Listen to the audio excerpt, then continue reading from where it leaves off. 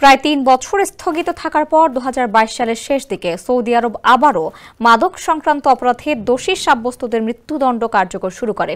Amnesty international বলেছে, সৌদিতে বিচার প্রক্রিয়ায় স্বচ্ছতার অভাব এবং নাগরিকত্ব না থাকায় ন্যায় বিচার থেকে বঞ্চিত হওয়ার ঝুঁকিতে আছেন বিদেশিরা।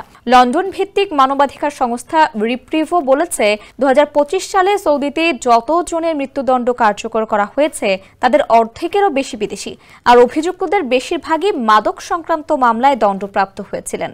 সম্প্রতি মাদক মামলায় দোষী সাব্যস্ত ইথিওপিয়ার ২ নাগরিকের মৃত্যুদণ্ড কার্যকর করেছে সৌদি।